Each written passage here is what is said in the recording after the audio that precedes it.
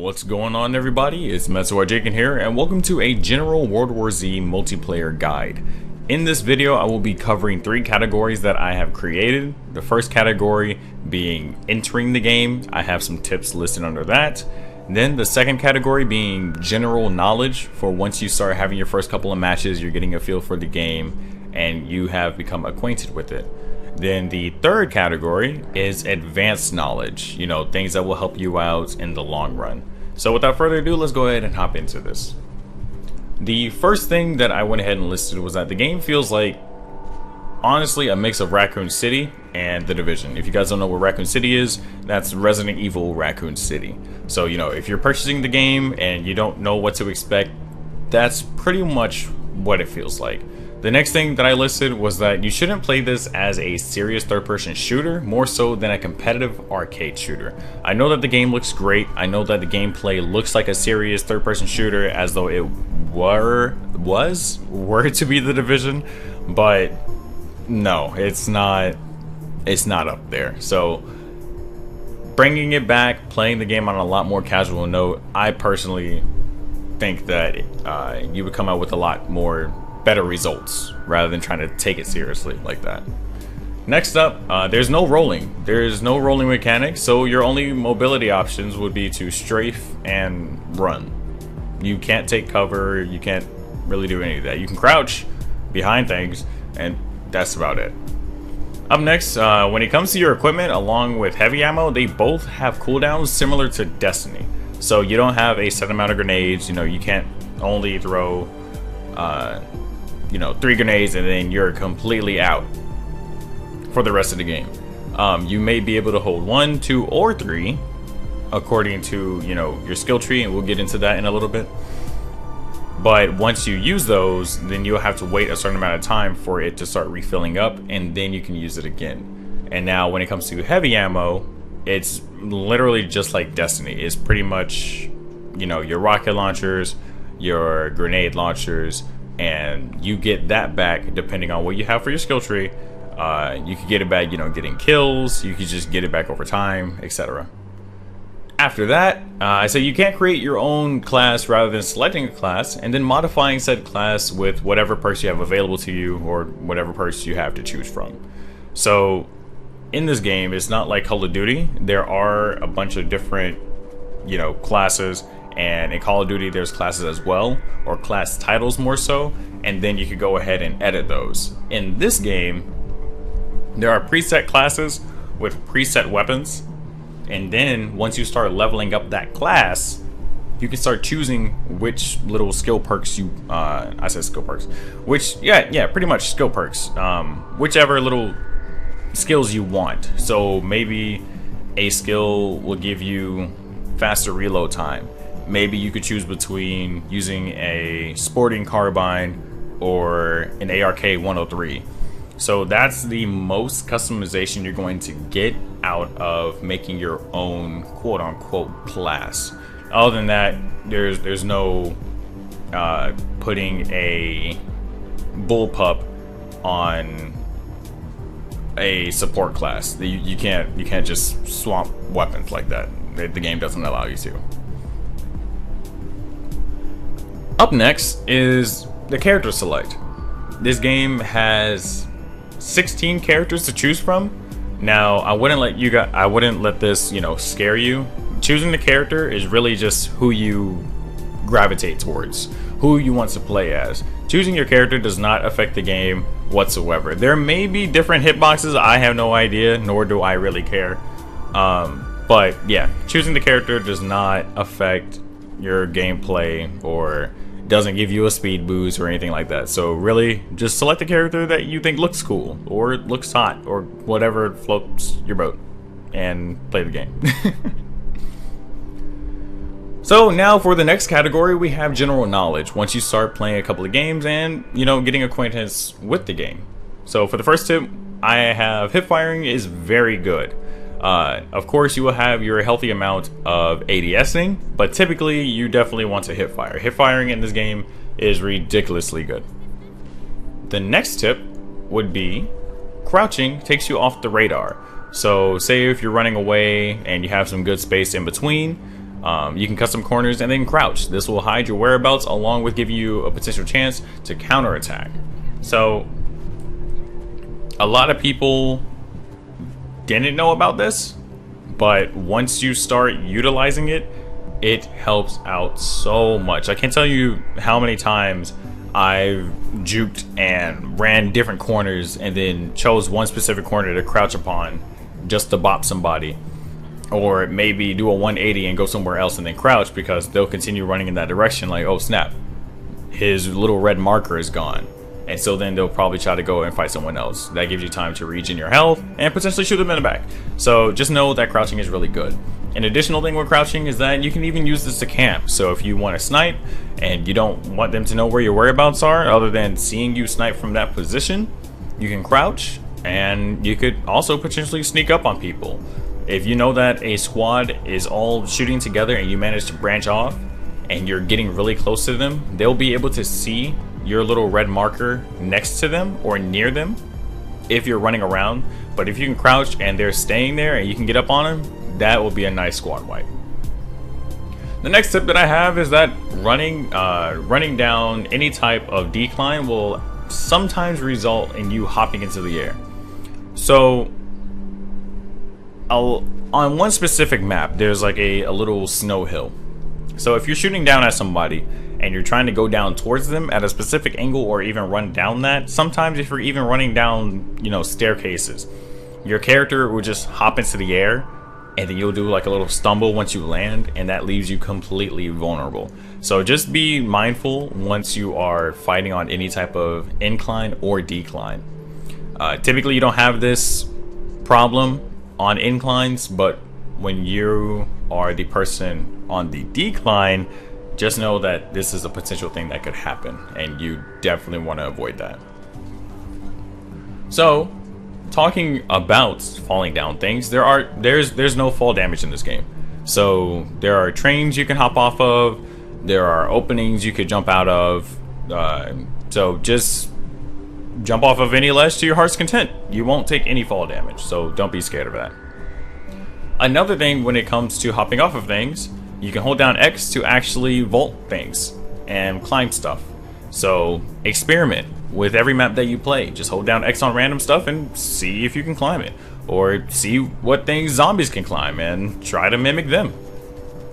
The next tip that I have is that if you're spraying somebody down and you're noticing that their health isn't actually going down, then typically it's due to them having an overshield. Now only two classes can do this, be it Striker or Shadow. So overshield is pretty much, like I said, it gives you an overshield. The Striker and both the Shadow can get up to 200, so meaning they have 100 health and 100 shield.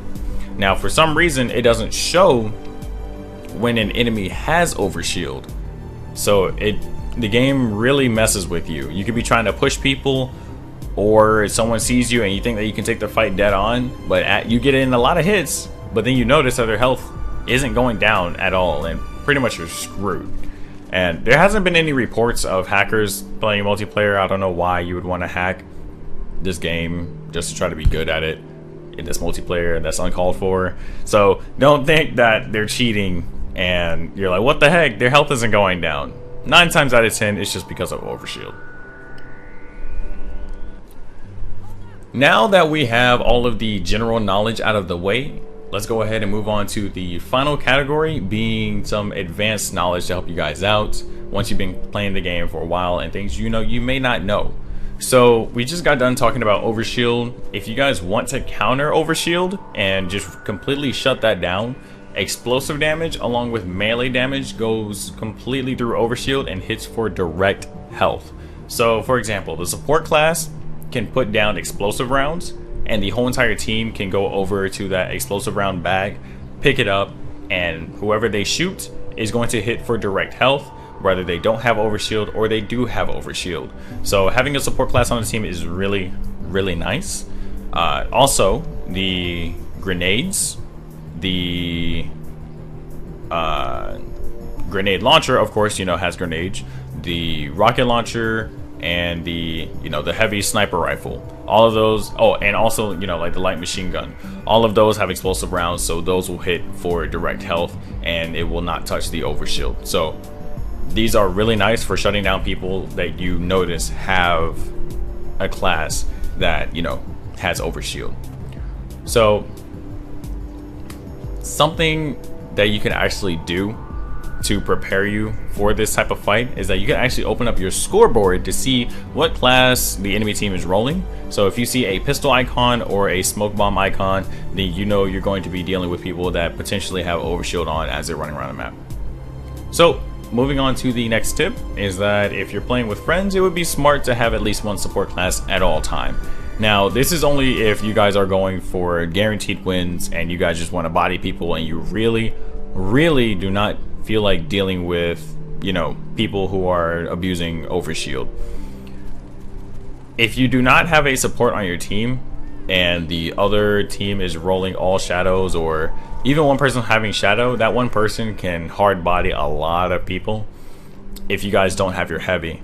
So yeah, if you guys are going for competitive play, then definitely having at least one person to play support, even if they don't want to, it's going to be a smart call, because upon everybody having that explosive ammo, that's just going to literally even the whole entire match out. Everyone is getting hit for health and no one can deal with, you know, overshield, so it's really nice. The next tip would be dealing with people whom have shotguns, and this is the final tip. So in the game there is a shotgun called the compact shotgun, not the combat, but the compact shotgun. And this little shotgun is the best shotgun in the game. For some reason, it can two-tap you at mid-range. However, a regular shotgun at mid-range doesn't really do any damage. The combat shotgun doesn't really do any damage. The Tiger 12 doesn't really do any damage. And also the double barrel shotgun doesn't have any damage. For some reason, the compact shotgun has the most range and the most consistent damage. You can two-tap with all the other shotguns, I think except for the Tiger. But pretty much, you can utilize all the other shotguns, but it takes a lot more skill to use rather than the compact. The compact shotgun is really just an easy way out to using a shotgun, and you get very easy damage and you get rewarded for it ridiculously. So the way that you'd go about countering this is playing the game at a lot slower pace and force them to play the field. So don't rush around the corner, and if you're, you know, fighting someone, then make sure you control the mid and long distance, because if they try to rush you, then you know that's just going to be a lot of free shots that you're going to be able to pull off. So as you guys are playing this game, you will more than likely run into a lot of people who use the compact shotgun, and it'll be very frustrating because they'll one-tap you or they'll two-tap you at mid-range and you're just wondering why. Or you may be rolling a shotgun class and your shotgun doesn't do nearly the amount of damage or consistency that the compact does, and you'll be getting very stressed out. So upon seeing someone who has a compact shotgun, make sure you're looking at the kill feed. That way you can realize if someone is using it. Look out for a laser or a suppressor on a shotgun. That typically means that they have an upgraded compact shotgun, which is just overkill.